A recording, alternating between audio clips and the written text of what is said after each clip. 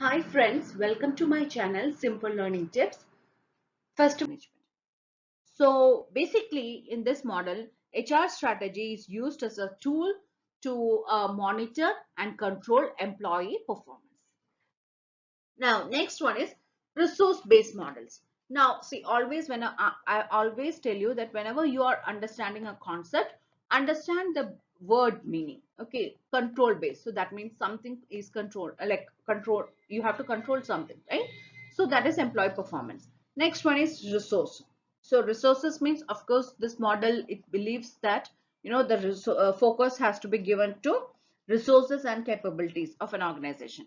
Now, in this model, they say that if you have a unique resource and capabilities in an organization, definitely you will be above your competitors. See, that is why, there are a lot of brands and everything, but still, there are only certain brands that stay in our mind. That is because of how they are utilizing these resources, how they are utilizing their capabilities, and, it is in such a way that it is very unique that you are going to believe in that organization. Okay. Now here resources means financial, okay, not only human resources, it also includes financial, technological, brand name, reputation, okay. All these things include in the resources. Capabilities means, combine skills of an organization to use these resources effectively. Okay, so that means, an organization should have the capability. Okay, the capability or the managerial skills to utilize these resources to sustain competitive advantage. Okay, and these skills, they should not be, like everybody will have, everybody will have a communication skill, or everybody will have, a leadership skill, but it should be unique. It should be in such a manner that it should be rare. It should be, it cannot be easily copied, okay, and it cannot be easily traded. So if you have these skills, definitely you will have an advantage, or an advantage over your competitor. So that is what resource based model HR strategy. Okay, that is, you are giving more importance to the resources and the capabilities, and it should be in such manner that it should be unique, rare, and it cannot be traded easily, it cannot be copied easily. Okay. Next one is integrative model. Now, this model has two main dimensions of HR strategy, that is acquisition and development, and the next dimension is locus of control. Now, acquisition and development means it is kind of make or buy HR strategy. Now, in this acquisition, they believe that you have to invest either in your existing employees by giving them, high skill training development, by giving them good career opportunities, or you have to hire talents from externally. Okay, so that is what is this acquisition means. Now, to understand about this model, I have just included this dimension. It is not that I have created it. I have taken from Google, and also there are certain people who are involved in it. I'll explain it also. Now, locus of control means, so I've explained that acquisition. Acquisition means you are either developing your existing employees, or you are either hiring talents from external place. Now, locus of control means that how much control you have over either process or outcome. That is how much an organization is focusing on process based. That is the process, the steps, the day-to-day activities, or is their focus on, or their control, is their focus on the outcome. They care only about the outcome. They don't they don't focus on the process. How you reach there does not matter. They only need the outcome. So that is what locus of control. They either focus on how you are doing your task, or they're focused on the outcome. They don't care about the process. They only want the outcome. So based on these two dimensions, uh, certain four HR strategy has been devised.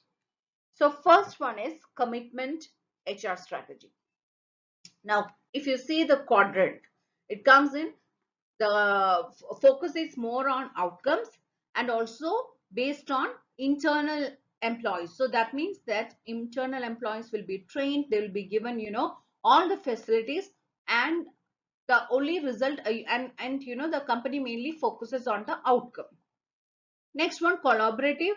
Now this is a kind of free agent HR strategy, that is they will outsource their work and they focus on the outcome. They are not concerned about the day-to-day process, how they are completing it. No, they will give the work to the external consultants or agencies, and they just want to get the end result. If you see, certain car companies, or even not car companies, but some electronic products and all that, they gave this customer service to external agencies or external what is that, call centers. Okay. And they just want the target, they want the customers queries to be attended. They don't care like who are doing it, how they are doing it. They will give, totally outsource it, and they will get the work done. So that is collaborative. Okay. Next one is paternalistic. Now here, if you see, they do care about the process. Okay, here the control is mainly on the process, also on the internal employees. So here they give more importance to learning of the internal employees, their development. Means they'll be given more training, and also how they are going to use this learning or the skills that they have learned, and how they are going to use this. Okay, so the process, so the control is also on the process, that is paternalistic. Just think that your father has spent money on you for your education, your parents have spent money, so it does. So some parents, they want, we are spending the money, we just want you to get a job. Some parents, they are like, okay, you have to get first rank, how you are doing on a daily basis, like whether you are attending classes, whether you are getting good scores, all these things also they will check. So that is that, you just connect with your paternalistic, you just connect with this, so then it will be easy to remember. Next one is traditional. Traditional means they focus on external hiring, and also they prefer process-based control system. Now here, these each HR strategy, they offer us kind of belief, right? You see that they are either based on outcome, they outcome control or process control, or they are from internal or external. So all these things, all these HR strategy, they kind of give a value, okay, and belief, attitude, assumptions that guide the managers.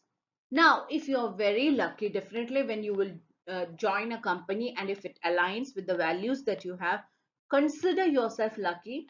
And that is why, some people, they love their job, some people, they hate their job, because their values and the company's value will not align, will not match. That is the reason, some people dread to go to work, and some people love to go to work.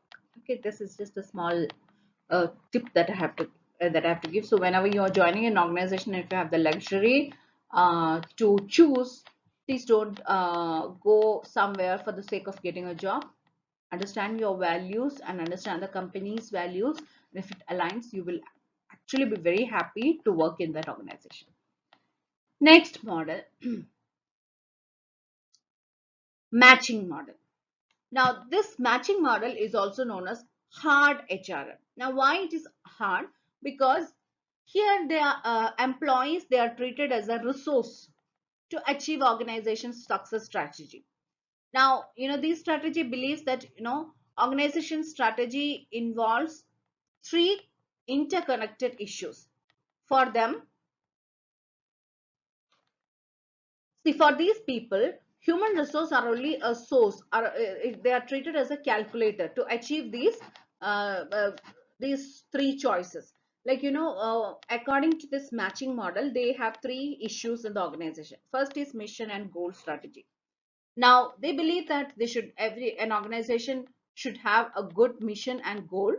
Okay, because that is the reason why the organization is existing. Next one is, uh, they consider that there should be a proper, well-structured organization structure, human resource requirements, and task. Everything should be formally maintained.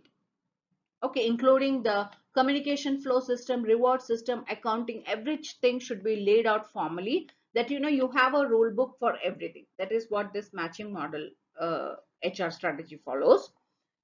Now, also, the HR system should not be lenient. They should be properly prepared, and it should be properly maintained, because as per this approach, people are hired to do a work in an organized, formal structure, and their performance are evaluated regularly, and also rewards also should be given properly, and that is how their productivity can be improved. So that is why this matching model is termed as hard HRM, because they only sees uh, the strategic control. They see that employees are only source to achieve the organization goals. They don't care about the other factors. They treat resource as a calculator, or as a tool to achieve the organization success. Okay, so I hope these models are clear. If you have any doubt in this model, see, all these are very simple topic and it is very easy to understand. So I have just given a base, a gist of these models. So if you have any doubt, please let me know in the comment section. And I think already this video is very long, so I'll post types of strategy, SHRM and other things in the next video.